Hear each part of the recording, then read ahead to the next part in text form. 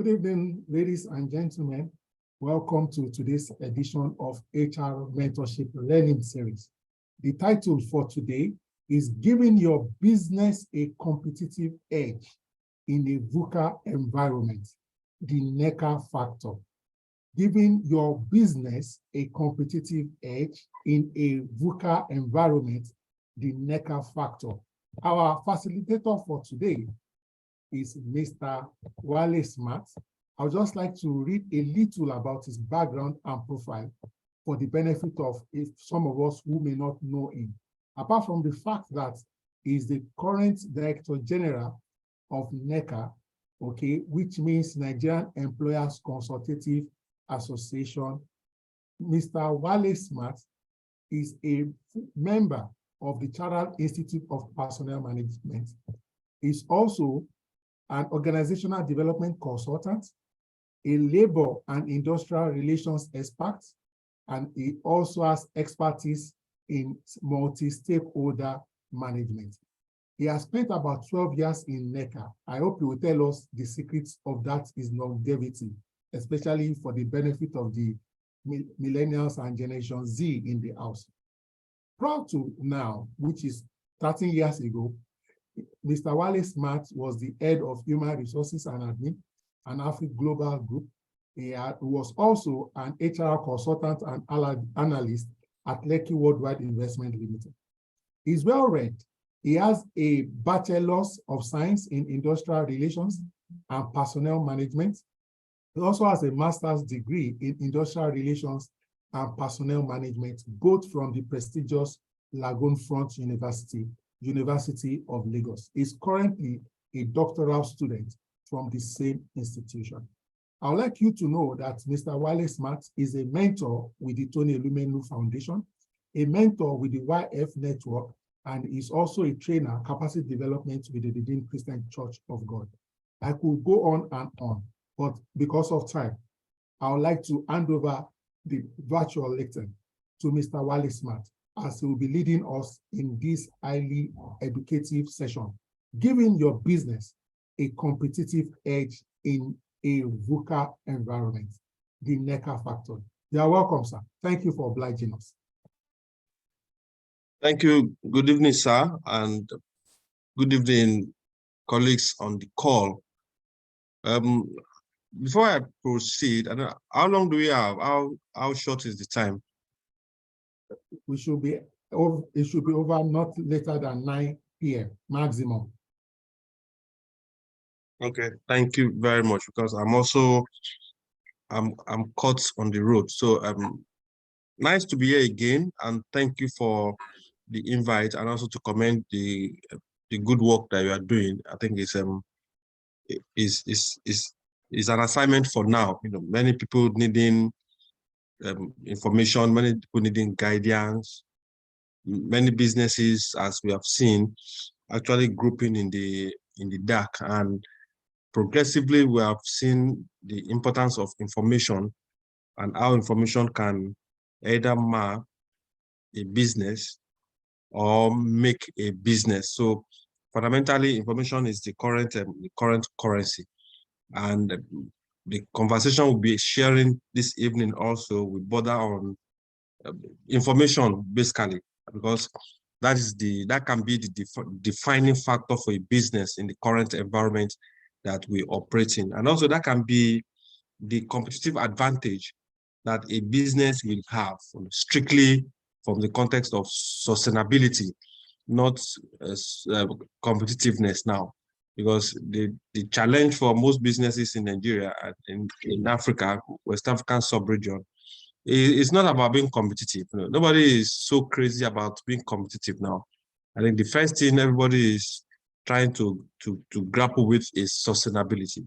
You know, when you are sustainable, then you start working towards being competitive. So what I'm going to share basically is the factor that NECA brings to play in the context of how you can give your business a competitive advantage in this our environment. And most of the background information I'm going to share, you probably know it, you probably have seen it, and then the factors that we bring into the picture to help your organization to succeed or to navigate these stormy waters of enterprise sustainability in this environment is what I'm going to share with you. As I said, my name is Wale Smart. I currently have the privilege of leading the organization that is NECA. So coming to the theme of the program itself, or coming to the core of the conversation, we all have heard the concept of the VUCA, that is a volatile, unpredictable, complex, and very ambiguous business environment. And there's no better word that describes the context in which enterprises are operating currently. No better word. Before COVID, there were recession, back-to-back recession in some clients. Then COVID came and caused a major disruption in the way businesses are run. And the value chain was highly disrupted. Many businesses realized the need or realized the futility of how they have operated, or the backbone they thought they have created that can withstand whatever storm. They realize those backbones are not strong enough. And businesses that are built to last faced the storm, and most of them, they wobble in the face of the storm that COVID brought to the world. In some clients, it was easy to navigate because of the structure and the system that they've built over time. But in countries like ours, it was a bit difficult because first we have serious macroeconomic issues, and COVID came and caused another disruption. Some will say we have a bit of resilience because even in a few years ago, when there was a global meltdown, financial meltdown, Nigeria still find a way to remain stable a bit because we didn't really feel the pressure. How we did it, I wouldn't know. But somewhere along the line, we were able to keep the economy running without going bankrupt. But COVID came, the dynamics changed. The response were knee-jerk to a large extent, and we are out of COVID, but we are not out of the challenges that the economy is currently facing. So for all businesses, we are facing those serious challenges. Some challenges you cannot control, like the war in Ukraine and Russia. You cannot control the consequences of the war. Certain elements that are global in nature, or reactions or outcomes of the global economy, you can also not control it. But certain things we can control within the context of the business, and those are the focus where I'm going to dwell this evening. As I said, certain things you can't control, certain things you cannot, it's beyond your business to influence, but certain things we can control. And the counsel from organizations like us is those things that you can control them so that you can maximize the benefit of controlling those things. So briefly, I just want to take a look at some economic background. We are 2022. We all know how tight it was for some businesses. While it was tight for many businesses, some businesses also made hay. Some businesses were also productive, and they contributed significantly to the GDP growth. But fundamentally, a lot of heightened, deteriorating socioeconomic situation happened. We all ascribe this to the problem in Ukraine and Russia, because most businesses or most economies are driven by oil. And when there are issues with supply, naturally what happens is there is an increase in price. And once there are increase in prices, there's some countries benefit because the more crude oil you can sell, the more dollars you can make as income.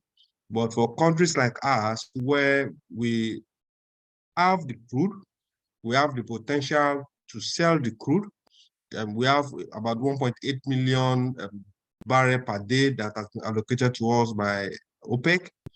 But circumstantially, because of the inherent contradictions in our economy, we couldn't meet up with the 1.8 million barrel per day that you are given. And that is because, to a large extent, we have oil theft. People are Nigerians conspiring with foreigners. We are stealing oil. So the 1.8 million that you are meant to to sell. We're probably selling about 1.2 million, 1 million barrel per day. And also because of the issue of subsidy payment, which has run as of today, is running to close to 6 trillion naira annually. So the money you are supposed to make from selling oil, crude oil, you are basically losing it through payment of subsidy. Other issues that came up during the year 2022 were inflationary trends, high inflation rates everywhere, as Europe and America are also tightening their monetary policies. It keep affecting Africa, affecting countries that depend largely on those economy. And all this translates basically to weak industrial productivities. As at the last count, most industries are operating as low as 45% or 50% capacity utilization. So if you have a factory that can produce 100 bottles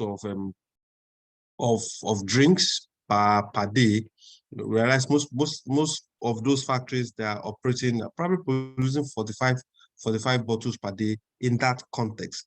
And not because they desire to, but because of so many issues that they are facing themselves, which will also be part of the conversation that we're going to have today. On the home front, the economy was overshadowed by increased policy uncertainties. One of the things that drives an economy is the stability in the monetary and policy environment. Monetary policy and fiscal policy. Both policies are meant to complement each other. While the Central Bank of Nigeria manages the monetary policy, the Ministry of Finance manages the fiscal policy. So the CBN manages money supply, it manages all issues that have to do with the cash or quantity of money in circulation. The Ministry of Finance manages all issues concerning like customs that is under the Ministry of Finance, all other issues that have to do with borders, have to do with macroeconomic issues within the fiscal space. The Ministry of Finance handles that. So for the economy to thrive and thrive very well, you need both policies, the fiscal policy and the monetary policy, to have alignment. They must not contradict each other because both are supposed to work and to work for the good of the economy. But the moment there are contradictions in the fiscal and monetary policy, the moment there are uncertainties within the context of the fiscal and monetary policy, then you create a big problem for your local businesses. And also you create challenges for your ability to generate or attract foreign direct investment. Because one of the fundamentals for your economy to grow is the inflow of foreign direct investment. Once that is out of it, then you find yourself in some level of challenges. Inflationary pressure, as of today, our inflation is just in double digits, about 21% inflation rate, and inflation measures the general increase in price level. So prices of things are going up, and the purchasing power of the individual is not increasing.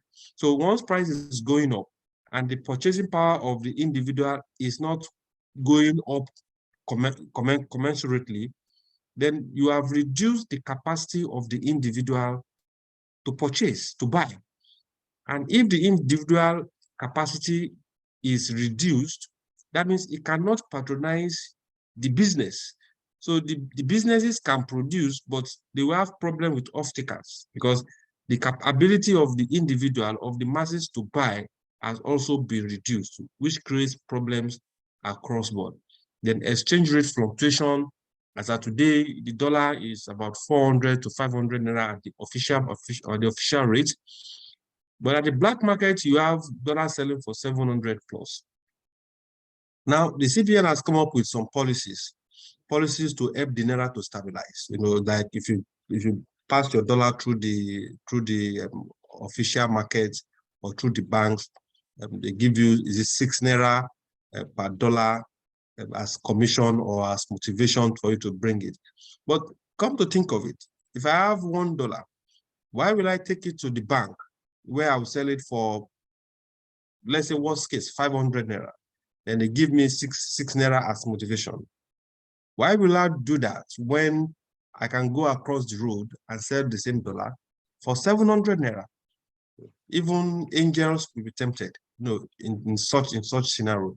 So exchange rate fluctuation is a major challenge that organized businesses face, and they are still facing. And most of these businesses, probably your business is also, or your business also, you import inputs. So you need Forex. The businesses need Forex to import. So the higher the Forex, the higher the cost of Forex, the higher the amount they will spend on input, which will also affect the price of the products that we have currently. For many of us that goes to the market or that go buy things in the market, well, one example we give is the example of sardine. The sardine that we buy. Before now, sardine used to be maybe 3 or 4 or 5 fishes inside the pack. But progressively, some say you open it and you find 3. Some say you open it and you find 2. What is happening? Because the ability of the business to sustain that flow has been compromised by lack of Forex, lack of the many challenges that they face. So everybody is finding a way to just keep their heads above waters so that they don't really go under. Those that couldn't sustain it, you find them moving to the neighboring countries to continue their production, and then tightening fiscal space. These are all the challenges that characterize what we call a VUCA environment. And many businesses, many organizations are faced with this. For as many of us as are listening, it goes beyond you being a good employee. Understanding the context or the ecosystem in which your business, your organization operates will give you more insights within the context of how do you contribute and how can you, in the real sense, be a business manager or a business partner, because that is what all organizations are looking for now. Nobody wants a salary earner. Just wait for the month end, you collect your salary and you leave. But businesses are looking for individuals that will be business partner, individuals that can contribute, make definitive contribution on how the business can stay afloat. So some issues that we have currently, and before I delve into the NECA factor in all these issues, currently we have multiplicity of taxes. From our research and from the perspective of the organized private sector of Nigeria, we say businesses are currently paying close to 50 different taxes, levies, and fees from the federal government, from the state government, and from the local government. It's worse at the local government. There was a video that went viral 2 or 3 days ago. It was shared in one of the platforms where I belong, where somebody was showing all the receipts of levies that they had to pay at the local government level. It was worrisome. It was appalling that at that level you are paying close to 20 or 25 different taxes every day, every week.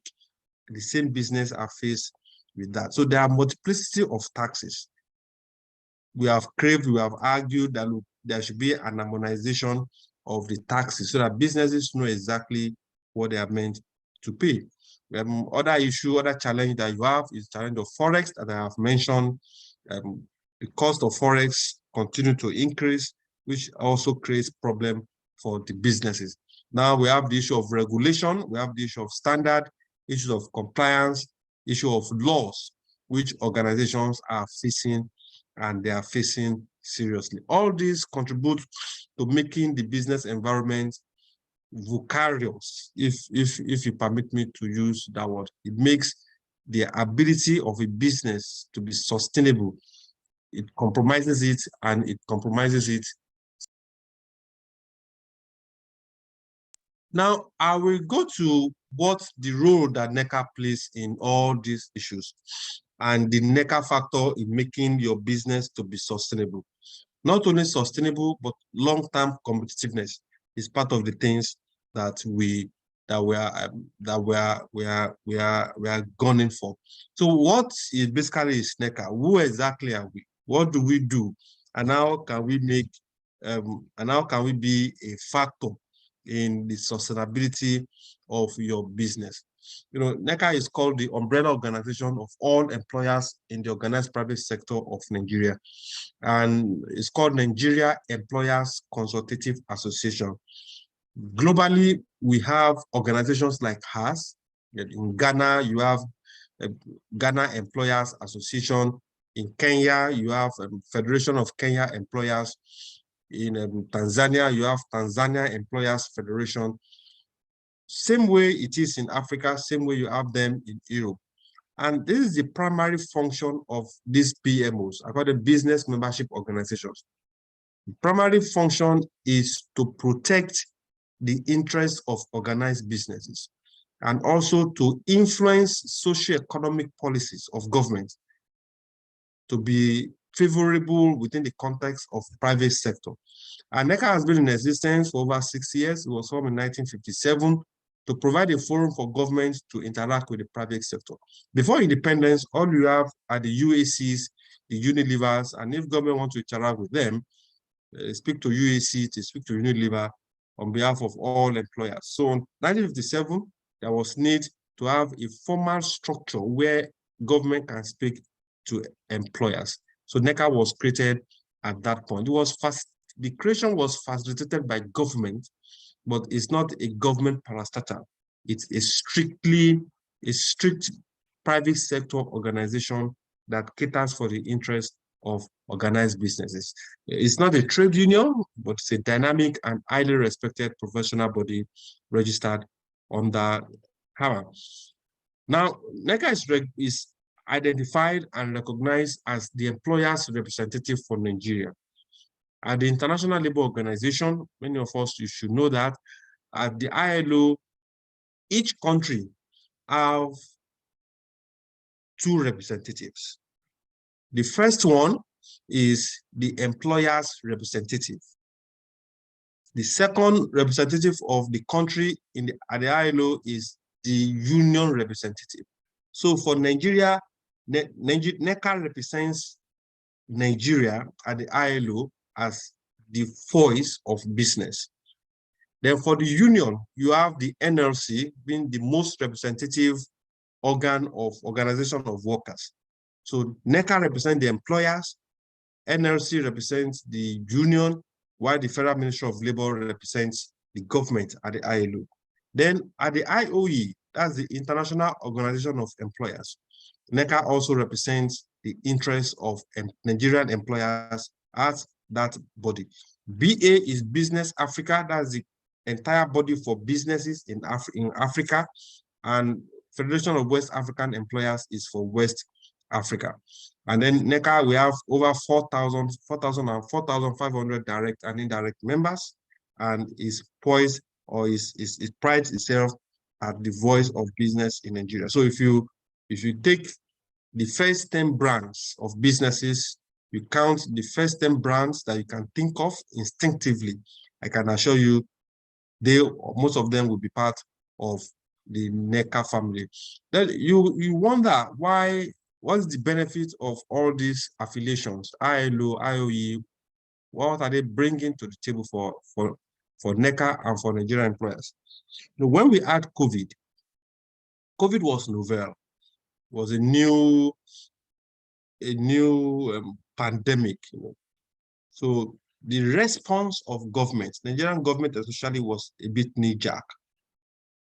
We don't know how to respond, we don't know what to do.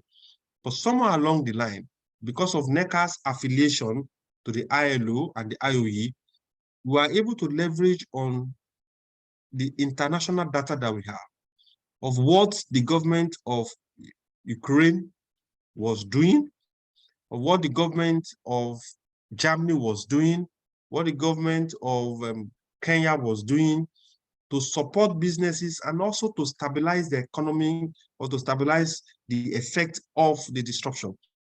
And we were able to gather all those information, gather all those facts, and share with the Nigerian government, which was handy for government to use in creating that stability that we have within the economy. Now, what do we do basically as NECA? And one of the key things we do is to promote, safeguard, and defend the interests of businesses through all legal and legitimate means. You wonder how exactly do we do that? Over the years, and because of the vicarious nature of Nigerian businesses, of Nigerian business environment, and of recent, because of the paucity of cash, paucity of revenue that the government is facing. So one of the lazy ways that government or most government agencies will try and generate revenue is to focus on the private sector. Even government itself, they either increase taxes, or those regulatory agencies that businesses are compelled to interact with, they come up with one levies, one fees, one charges, one penalty or the other. And one of the things that NECA does is to make sure that whatever charges or whatever bill a company is giving, those bills, those taxes are within the context of what the law allows. Now, we promote, we safeguard and defend your business in members' interests through legal and legitimate means. Legal means we go to court. We are not shy to go to court to defend the interests of organized businesses. Legitimate means all things legal, either advocacy, whether negotiation, whether social dialogue, we use all those. And over time, we've taken the Kano State government to court on behalf of organized businesses. When the Kano State government came up with the issue, the concept of the VAT, VAT is statutory, and then they came up with the consumption tax. And our members in Kano raised the issue, and we went to the court for the court to interpret. And we got the favorable judgment that VAT is the same thing as consumption tax. That was victory for organized businesses. We also have many other agencies of government that decide to play roughshod on organized businesses' rights. We are not shy to engage them constructively. And when we realize they can't be engaged constructively, we take them to court. The issue of, for those of us in Lagos, the land use charge issue of 6-7 years ago, when Governor Ambode was in Lagos, and the government came out and said land use charge will be increased, and some charges were increased by over 1,000%. NECA also played a significant role in championing that, look, you cannot increase the land use charge by 1,000%. It was a victory for organized businesses. It was a victory for Lagosians as a whole, and it was a victory for the organized private sector also. Then we effectively represent and assist enterprises in their relationship with the 3 tiers of government. This we do effectively. Currently, probably your business is also facing those issues. The National Assembly of recent have been calling businesses, requesting their MDs to come to Abuja for one investigative hearing or the other. And NECA looked at the law, at the Constitution, and we challenged the National Assembly that, look, you said Section 88 and 89 of the Constitution gave you the powers to summon businesses. But from our interpretation, the National Assembly have the right to summon businesses that government appropriates funds. And since you are not appropriating funds to private businesses, we feel that should not be the case. So the National Assembly feels otherwise, or they felt otherwise. So we approached the courts. We approached the court, and the court at the at the High Court, at the Appeal Court, we had different judgments, and the case is at the Supreme Court now for the court to determine or to interpret the law. We also feel very strongly that the role of the National Assembly is to make laws, but not to interpret the laws. Or the rule is not also to enforce the law. They can make laws, but we have the executive and we have the legislature that can enforce the law and that can also interpret the law. This we are doing on behalf of organized businesses, so that businesses can face the business of doing business. Then we guide and assist businesses on industrial and employee relations. We champion economic commercial issues affecting businesses, whether it's issue of tax, multiplicity of taxes, I've mentioned, issues concerning compliance and your relationship with PENCOM, your relationship with NSITF, your relationship with ITF, your relationship with all agencies that businesses are statutorily supposed to engage. NECA plays a definitive role in making such relationship to be smoothing. And when you have issues, or when organized businesses have issues with any of those agencies, NECA also play a major role in mediating so that businesses can be competitive and businesses can remain sustainable. And we also provide international capacity building linkages for members through all those our platforms and also our relationship at the international level. This is the structure that we run. NECA runs through 4 committees. The management committee is the president, the vice president, the general treasurer. The governing council, the governing council consists of chief executives of sectoral organizations. We have different sectors in Nigeria. We have the oil and gas is a sector. We have the shop and distributive, the shop rights, the spa, that is a sector. You have iron and steel. You have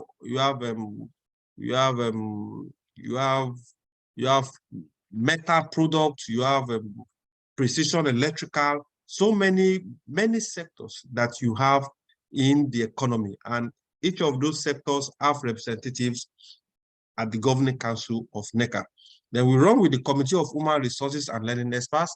That's the HR managers, director of member companies. They meet 4 times a year to look at issues that affects the business from the context of HR and learning. And all issues that they have becomes advocacy issue for the Secretariat.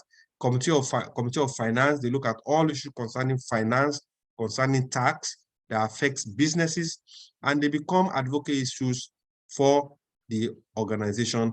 The legal advisors and company secretaries, they look at all the laws, any kind of law that National Assembly is coming up with. They will attend public hearings to make sure that the interest of organized businesses is covered in those laws. And then the Committee of Corporate Communications. Earlier, I mentioned the issue of sectoral organizations.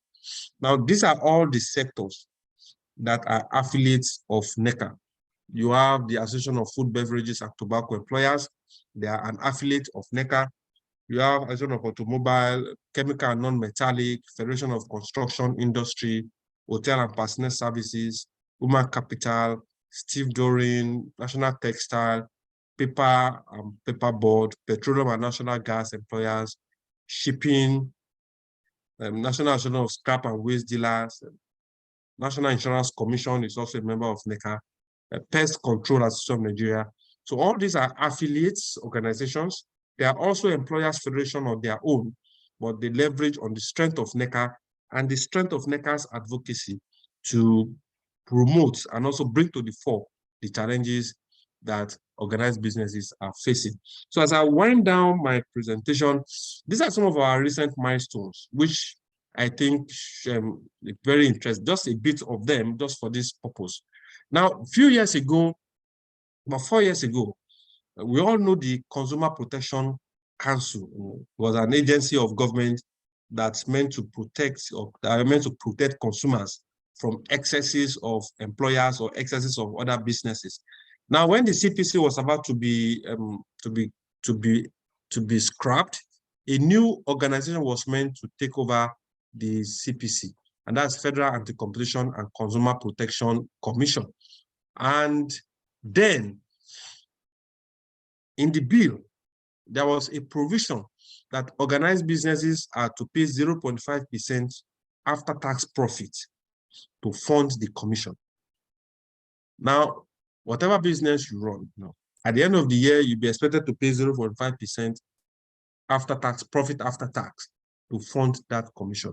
And one of the things NECA did was to engage the presidency, requested the president then not to sign the bill, because this 0.5% profit after tax will constitute another burden on organized businesses.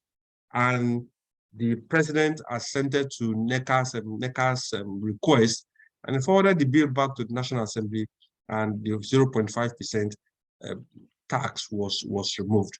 Then also the National Housing Fund Establishment Bill of 2018 was also, a part of it was also that organized businesses will also make contribution to the National Assembly, to the NHF compulsorily. We also felt it's an additional burden on employers, which was also reversed. We advocated for and ensured the reversal of over 1,000% increase in land use charge. We led employers in the banking sector to resist the illegal order of the Minister of Labor then, that banks cannot disengage staff. We feel it's the prerogative of a business to disengage staff, provided that disengagement follows laid down rule as set by the labor law. Regular engagement and negotiation of forbearance from ITF, PENCOM, and many others on behalf of organized businesses. We challenged the National Lottery Regulatory Commission within the context of regulation of promos. We believe strongly that business of lottery is different from business of promo, which we also got a favorable judgment for. I said we are challenging the National Assembly, and we are still challenging the National Assembly up to today. They are all a matter of rights, and our position as employers is this. Conflict, as we all know, is legal. We always have issues. There will always be misunderstanding. But when there are misunderstandings, then let us approach the courts for the courts to interpret the law so that all of us can be guided within the context of our relationship. We secure a landmark judgment against Kano State government, promotion of industrial peace. We played a major role in the successful negotiation of national minimum wage, and so many forbearances that are coming up. Now, of recent, let me share just 2 or 3 recent engagement that we've had. Just before the budget, the appropriation bill was passed to the president for assent. Part of the provisions to fund the appropriation bill, that's now an appropriation act, is the finance bill. And there were plans then that there will be an increase in excise duty on carbonated and non-carbonated drinks, spirits, and tobacco, all within the context of government raising revenue. And NECA played a major role. We wrote to the government, we did a position paper for government to see the reason why they cannot increase excise duty again.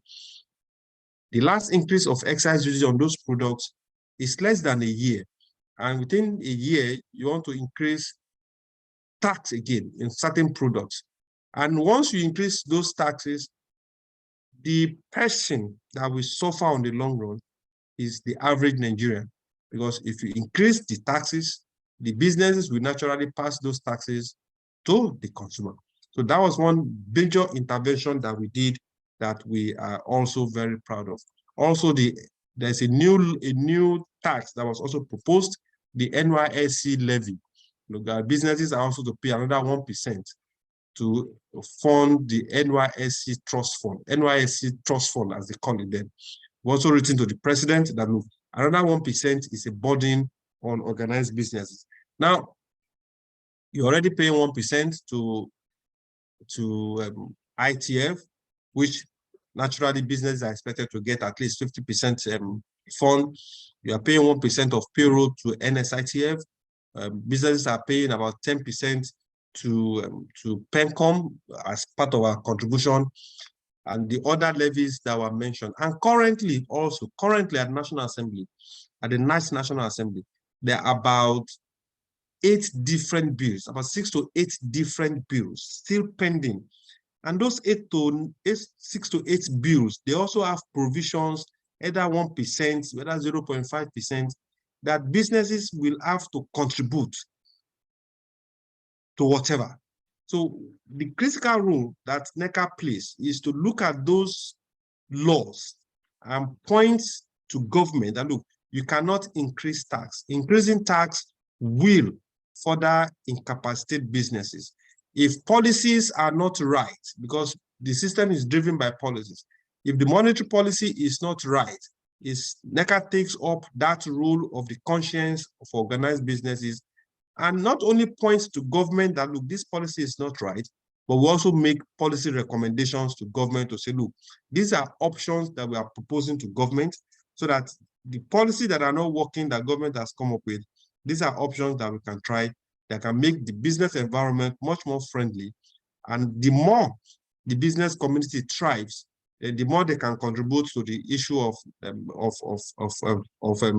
gross domestic product, and also the increased capacity they have to generate jobs. We say unemployment rate is very high now. We also say about 130 million Nigeria is multidimensionally poor. And those critical mass, the employers that can or that should generate employment to absorb the mass of youth that we have, stifling them and creating bottleneck for them will not solve the problem of our country. It will only compound it. So NECA plays that gap or bridges that gap of creating or influencing socioeconomic policies for organized businesses to thrive. So that is the factor that NECA brings into the play for you, protecting your interests, protecting your sustainability, and also contributing to your business competitiveness, not only on the short run, in the medium term, and also on the long term. So that's basically a summary of what NECA, the factor that NECA brings into play to make sure that your businesses are not, I said, not only sustainable in the short term, but also competitive on the long run.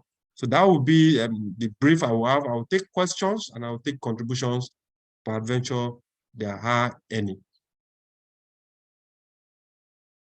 Thank you so much, Mr. Wale Smart, for that excellent discussion around what NECA does, the NECA factor, starting from the VUCA period, the economic background, the global issues well laid out.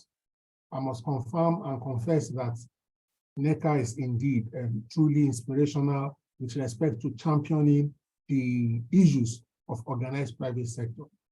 Mr. Wale, I'd like to say, I also deal with unions a lot. There's a phrase in unionism, we call them freeloaders. Who are freeloaders? These are people who, when labor fights, they get the benefit of what labor is fighting for, but they don't pay union dues. They don't show solidarity with union. They don't sacrifice anything. What am I trying to say, Mr. Wale? Many organizations today don't know that what they benefit is because of what NECA has done. Many don't know that things may have been way worse in the polity if not for what NECA is doing. So I'd like to ask a very direct question. Wale, somebody here is probably saying, okay, how can my organization join NECA? Or can I join NECA as an individual? Or, oh, Wale, I work for a one-man business. Are we welcomed in NECA? Those would be my first set of questions. Okay, so I can already see Mr. Smart dropping, for example, the website of NECA, www.neca.org.ng. I'm confident that absolutely you will get a lot of information. But Wale, please speak to us. Is it affordable? Is it cheap? Is it expensive? Especially for small businesses or medium businesses or old businesses? Well, the basic standards. Someone said if education is expensive, you probably want to try ignorance. And from what we have seen in this environment, it's and let me be direct for organizations that are still not meeting up with their statutory responsibilities. Sometimes we don't know a lot of all these things. Businesses have responsibilities, statutory responsibilities that they must meet up within the context of tax, within the context of some legal fees that they have to keep up with on an annual basis. Now, the fact that you don't know doesn't extricate you from the consequences of those levies. And we've had instances where a company was not remitting, or they were not contributing to is it PENCOM or NSITF, and they've been under the radar for a while, and with 3 or 4 years down the line, the PENCOM auditors or PENCOM or NSITF auditors, they fished them out, and they were made to pay. They would not only pay the accrued amount. The funniest thing is that the act also appropriates penalties. So you have a company that is faced with an accrued or alleged default of 78 million. I'm giving you a real life situation now, about 78 million. And the penalty that they are to pay runs to close to 820 million. You can see the crisis now. The liability is about 70-something million over a few years, and then the penalty, accrued penalty, because the penalty is compounded on a yearly basis. The accrued penalty is running to ₦1 billion. Now, how will a business pay? What kind of business will cover out almost ₦1 billion for penalties and won't go under in this environment now? So it's being on the side of being conscious so that you are covered makes a lot of sense. And that brings me to the issue of what the issue you mentioned. Joining NECA is there's 100,000 entrance fee, which is basic for what those are called big businesses. Is 100,000 entrance fee is a one-off payment. And then there are subscription payments that is annual, just like every organization that you belong to. The subscription payment is annual payment, and it's graduated based on the company's annual turnover. But I can assure you the amount that is applicable for each of those turnovers, they're not burdensome. They are amounts that any business can pay within the context of a year. And if you look at the services and you look at the protection, I have about 2 organizations today, but this issue of the National Assembly and the issue of the summon to Abuja. If an MD is going to Abuja for a meeting with the National Assembly, the MD will probably take a business class return ticket, which will probably be about 250,000. It will probably go a day before. Will probably stay in maybe a 3-star hotel conservatively, which probably let's say he pays 100,000 for hotel for 2 nights. That's 200,000 for the 2 nights. With the flights making 450,000. The MD will probably not go alone. He probably will go either with his head of HR, or go with his legal director, or go with his corporate communications director. So the corporate communication director, for the purpose of this analysis, probably incurred 50% of the cost of the MD. So 450,000 plus 225,000. Let's say they would have spent 650,000 for a trip to Abuja. A trip or a meeting or an engagement that NECA will probably have done on their behalf. So paying 190, 100,000, the minimum subscription is 90,000. So paying 190,000 per annum or paying 200,000 per annum will save you enough stress. So much stress that you never bargain for. So it's in the best interest of the business to join the association. It's in the best interest of the system for your organization to be part of the bigger family of employers. Some say, okay, my just NECA is like a spare tire. Sometimes you don't know how important your spare tire is until when you have a flat in a very dangerous place, in a very, very difficult area. Then you understand how important the spare tire is. But progressively, we don't see ourselves as spare tires, but we are seeing ourselves as one of the 4 tires, you know, that actually makes your business to move and navigate this very difficult terrain.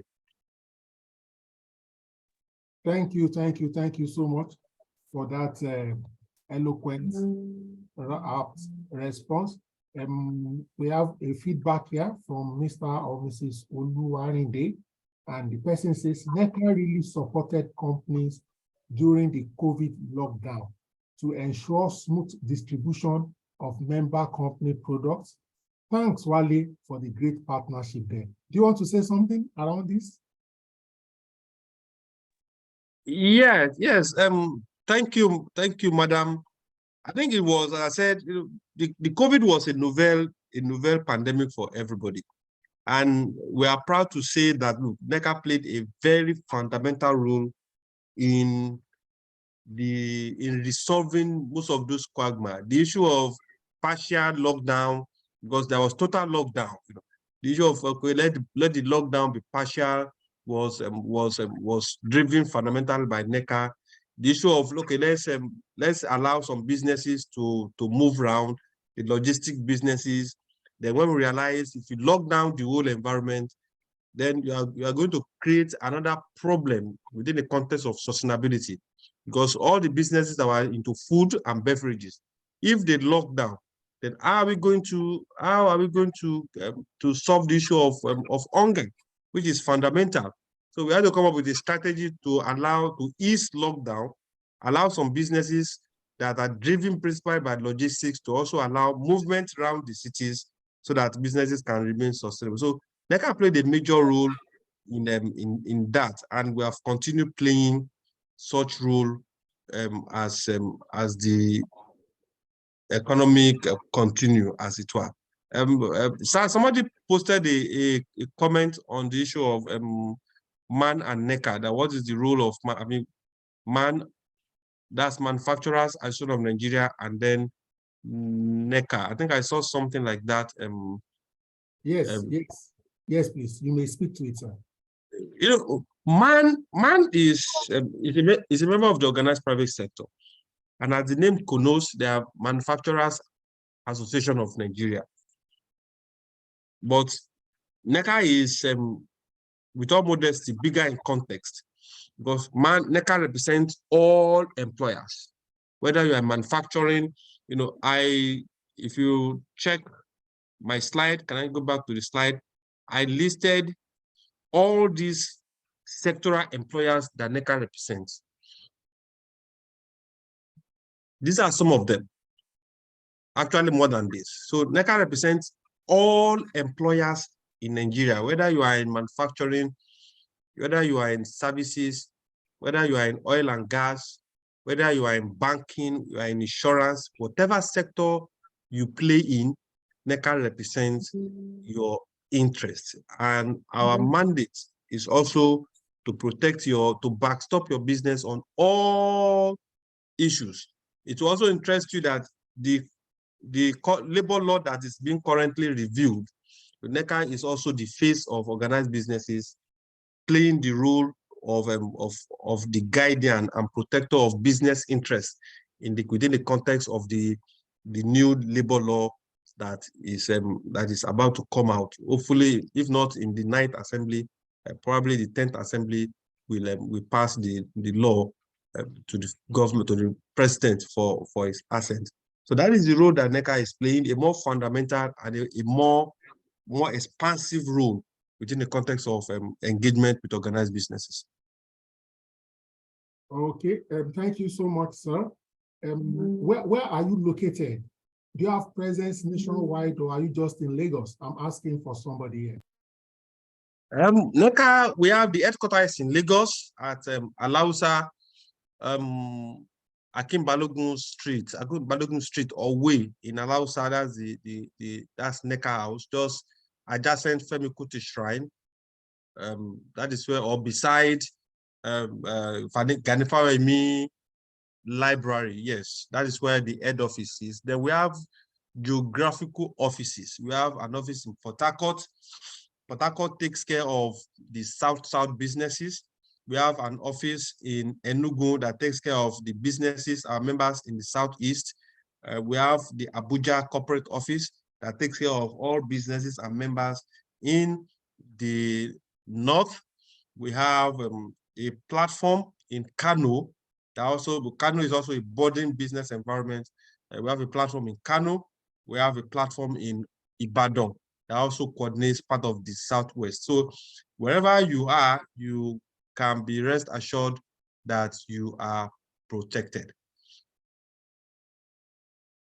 Thank you so much. There is also another question here from Ajoke Omotayo, and she says, thank you so much, DG. We appreciate your efforts. Please, can you speak briefly to NECA Awards and enlighten us on participation and how it can enhance our businesses? Thank you, sir. Thank you. And for us, as you agree, there are so many awards in this environment. And most of those awards, they become cash and carry, with due respect. And we pride NECA's Employers Excellence Award as probably the most credible award in this environment. There is no better organization also from our perspective that can run an Employers Award, because we know employers, we know the challenges they face, we know the issues that they are grappling with, and we also have a deep understanding of the regulatory framework in which they are meant to operate in. So the award happens every year. The last award we did on the 29th of November, 2022 at Oriental Hotels. And the award has about 3 stages. The first stage is the questionnaire filling. You fill the questionnaire just to affirm the availability of certain key fundamentals in your organization, and those that meet those criteria and they meet the threshold, they move to the second stage. And that second stage is the stage of document verification, because at the first level, you must have been asked, do you have a tax clearance? Do you have the NSITF compliance certificate? Do you have an HR policy in place? Do you have A? Do you have B? And once you say you have them, you'll be requested to attach. So at the second level is the document verification level.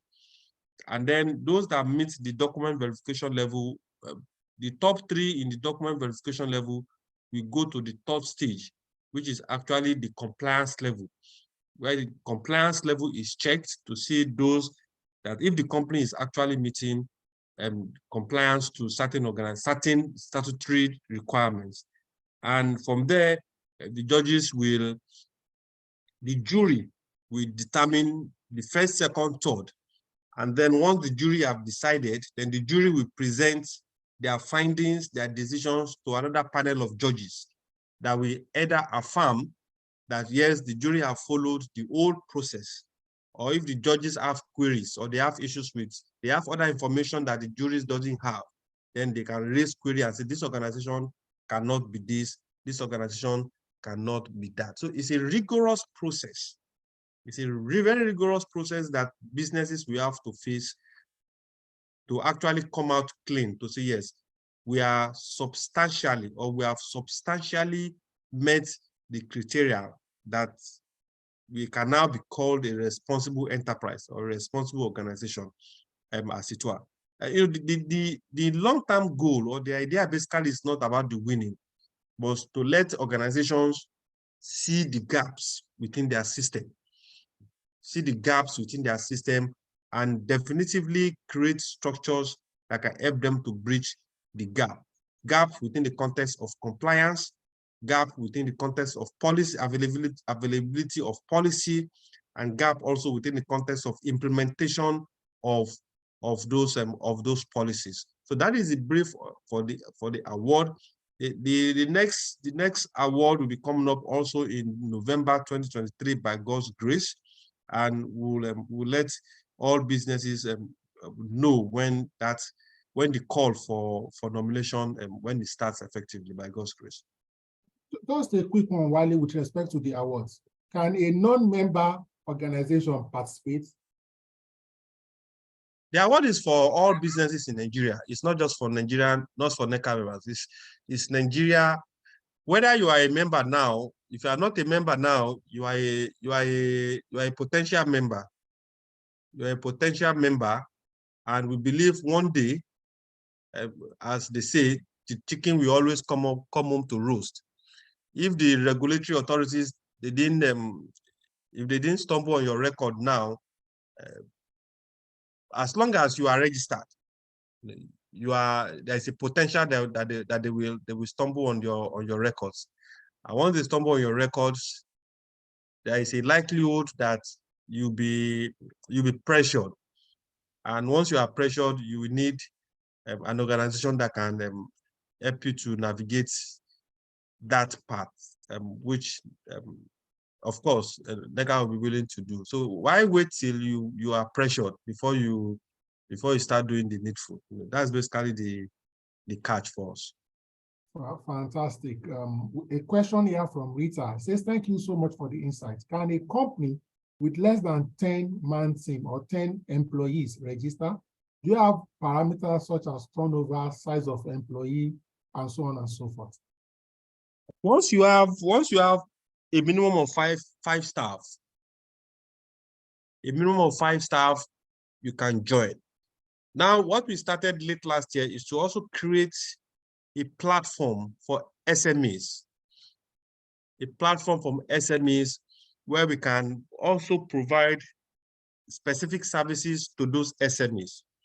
Now, through our relationship with the International Labour Organization, there is a whole lot of capacity building opportunities for small and medium-scale enterprises. Build their capacity across board. Start and improve your business. Different kind of capacity building that exists for SMEs. So what we are doing currently, we are trying to fine-tune and put structures to it, is to formalize those SMEs so that we can help them to grow. Peradventure, as they grow and become bigger, they can join the bigger NECA structure. But basically, the idea is, let's help them to grow, let's organize them, provide whatever services they need in the immediate for them, so that progressively they can be guided through the challenges that an average business faces in this or an average business faces in this environment. For some of us that are still working, all you have to do is to try and start a quasi business.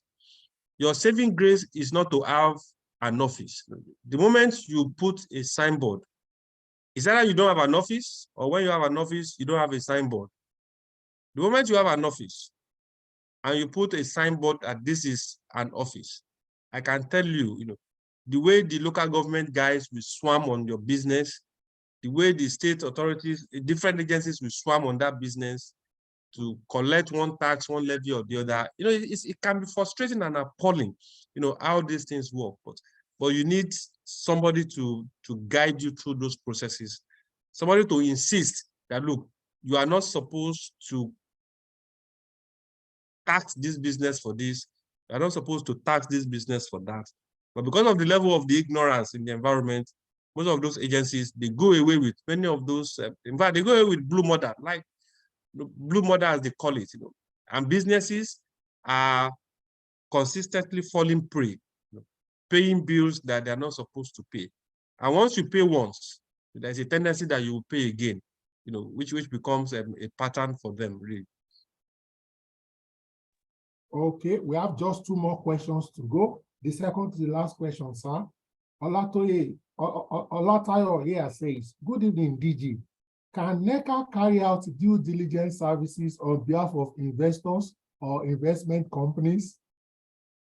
Absolutely, we can do that. Yes, we can support in doing that. We have a very robust relationship with some regulatory authorities like SEC, Securities and Exchange Commission.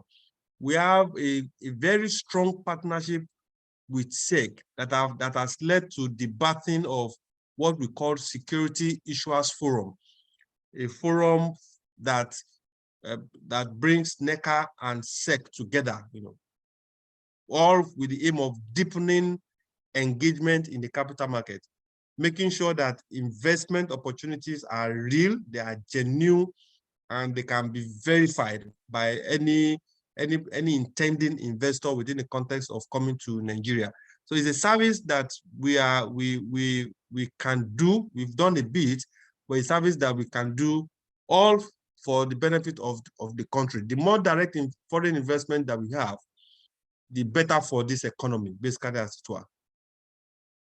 Okay, so my last question is 2 in 1. Okay, first and foremost, I apologize if I'm putting you on the spot. Can you tell us a little about some of the proposed changes to the labor law?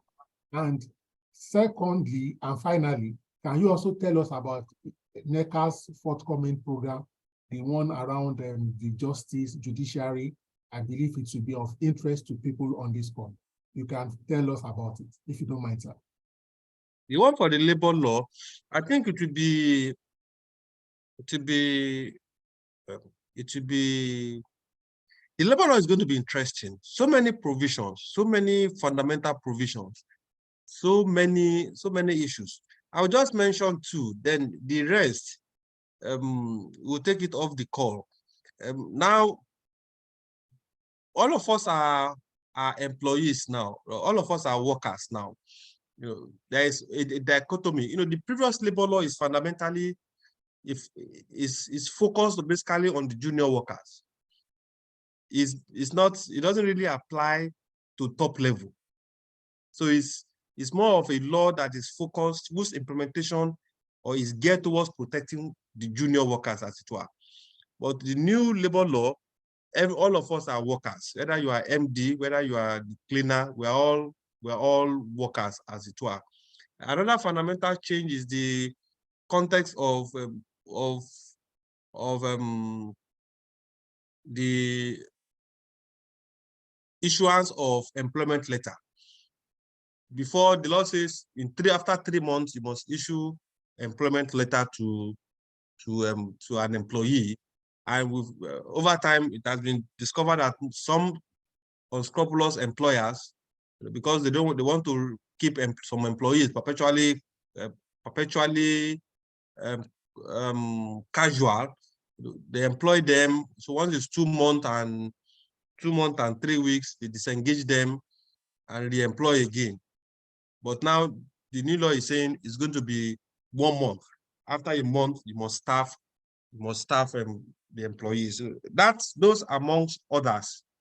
It's so that as you agree with me, or as you will agree with me, so that we don't overfeed those that are non-NECA members. We don't give them, because I might be sanctioned. I might be sanctioned for that.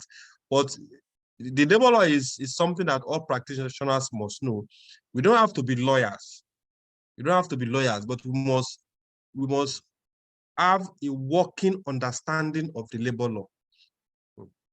The way that it affects our businesses, we must have, and to help us relate with our employees, we must have that understanding. And coming to the second question, is also very fundamental.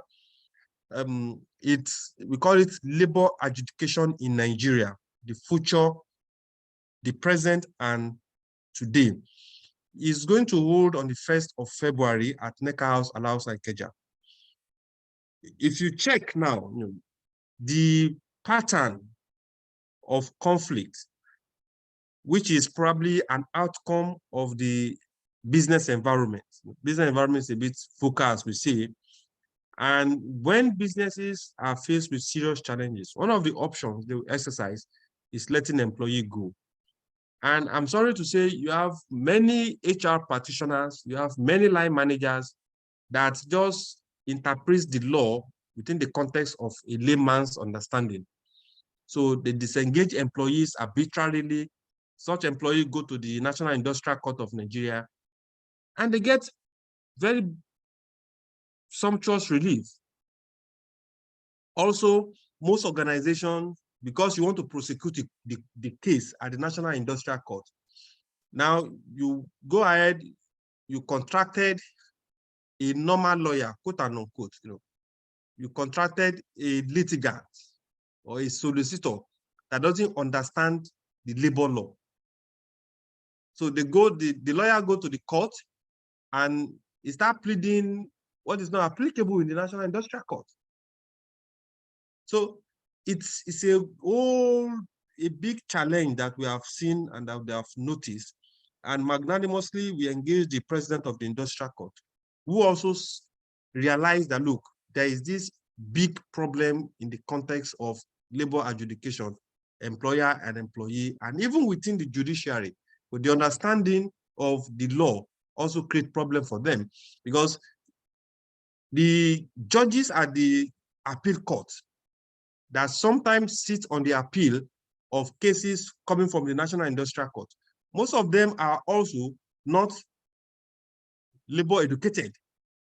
They don't understand issues about labor. So when the Industrial Court gives a judgment, and the matter goes to the appeal court, they've seen also that the appeal court overturns most of those judgments coming from the National Industrial Court. And the premise of the appeal court is because they don't understand the context of labor law. So the issue is not only with employer-employee, it also affects the lawyers, it also affects the judges. And my lord, as they will call him, as they call the Honorable Justice Kanye, which is probably one of the brightest juries that we have in this country, and one of, if not the best, that we have within the context of labor adjudication. Agreed to be part of to lead the conversation. So he's coming on the 1st of February to lead the conversation. He's also coming with about 9 other judges of National Industrial Court that will be joining him. The Solicitor General of the Federation is also coming, and key actors in the labor movement are also coming, so that we look at labor adjudication in Nigeria, the current state, and also the future, in view of the labor law that is coming, in view of the ILO conventions and recommendations that are coming. Because these are the things that affect all of us. It affects you one way or the other. So it's a free program, fortunately. It's a free program. We'll send the link to you, sir, so that those that have not registered can register. Our hall can only take about 300 to 400 persons, but as at this morning, I think we've hit close to 600 participants, people that have registered to attend. So it's going to be first come, first serve, as they call it. But it's an event that every practitioner, practitioner in HR, practitioner in the legal field, that they must plan to attend. It's the first of its kind, getting that kind of audience and the personalities that have also a signified intention. The first time that we are getting them also. And also the chief registrar of the Industrial Arbitration Panel has also agreed to come and speak. And we have a very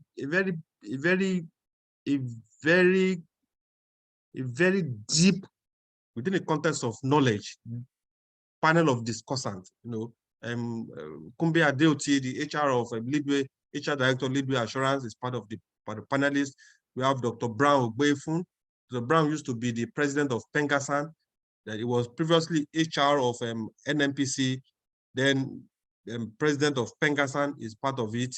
We have Dr. Lanrewaju, the former Director General of Michael Imodu Institute of Labor Affairs, will also be part of that conversation. Barrister Atilola, Bimbo Atilola, will be part of that conversation. So we've picked practitioners in HR, legal practitioners, we've picked former labor leaders, we've picked people that have been in that context, the context of labor adjudication and arbitration in Nigeria, just to come and share the reality of where we are going, or where we are currently, and the reality of where we are going, more so in view of the evolution in the workplace, the dynamics and how the workplace is changing. So this is an open invitation for all of us, those that can make it on the 1st of February 2023. I said we'll share the link with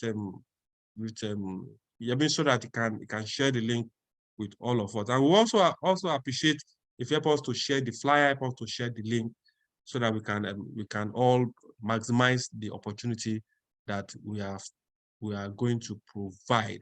Is it going to be virtual? I don't know yet, because of the investment that has gone on, to bring almost 11 justices, to bring all those key personalities from their comfort zone in Abuja to Lagos. It takes quite a lot, and we rather give those that I would have invested time to come, give them that maximum privilege of benefiting from that conversation. If my colleagues at the secretariat decide that, okay, we should go virtual, then we'll probably let share the link for the virtual option probably a day before or in the morning of the event when we're about to start. Then we share the virtual link. But to be an engaging session that you should all be part of physically. Thank you so much, Mr. Wale Smart. I won't mind being an usher at that program so that I can just get a space at whatever level. I must sincerely thank you for this robust conversation. When I had the idea to bring you, I just felt we've talked about a lot of things around HR, and speaking to the employer body is also very critical, because some HR practitioners are not even aware of NECA, as much as NECA is doing a lot for employers as a whole. Thank you so much, Wale Smart. I do not take this for granted. I would also like to thank everyone who have joined this call tonight. As always, we'll upload this on the YouTube channel so that we can watch later and also share the link with our colleagues so that they can also watch. Graciously, Mr. Wale Smart is already projecting the flyer for the upcoming program. I've shared it previously, but we will share it again tonight, because this program is important, it's massive. If you can make it in person, by all means, please do attend. NECA House is at Agidingbi, Ikeja, centrally located, good parking, and accessible. I don't also know, you can also see phone numbers on the flyer in case you need additional information with respect to this specific program, and also any other inquiries you may want to make about NECA or registering your organization with NECA. If you also want to get your organization to sign up with NECA, maybe you don't know how to position it, you can give NECA information. They can write to your organization, to your managing director, or to any senior persons in your organization, your corporate services, and do more like a proposal to them. NECA is willing and available to do that. If you sign your organization up with NECA, you have taken one step forward, because you get access to resources, access to counsel, access, just for you to know, NECA has lawyers that also provide legal counsel. In fact, just to put it mildly, NECA can even help you review documents in some instances. They are that magnanimous. And NECA also has a WhatsApp forum for registered members only, where you can ask questions and in real time responses, counsel will be provided. There are so much value you can unlock by being a member of NECA. I know it has not been very convenient. Mr. Wale Smart, I appreciate you. God bless you. Thank you for the privilege. Thank you for the sacrifice, and thank you for your leadership. We do not take it for granted from all of us at HR Mentorship. If you don't mind, I'll also add you to our core group tonight, HR Mentorship 1. Okay, I don't know if you have any closing remarks so that we can release you. Thank you so much, sir. Your closing remarks. For me, it's about it's always good for us to continue to learn, to unlearn, and to relearn. The day we stop learning, that's the day we start dying, basically. So I appreciate the opportunity to share, and I'm also looking forward to learn. And also thank you for the offer to add me to the group. It will be my pleasure to be part of the group, and also to the opportunity to continue to learn. I will take it or grab it with both hands. So thank you very much, and thanks to other colleagues also that have listened to my story, as I will call it, and hopefully you reach out to us so that we can help you to finalize your membership process, so that you join the employer of choice, the employer federation of choice in Africa. That's Nigeria Employers Consultative Association. Thank you very much, and do enjoy a pleasant weekend. Thank you so much. Good night. Bye for now. Thank you so much, everyone. We'll meet again tomorrow.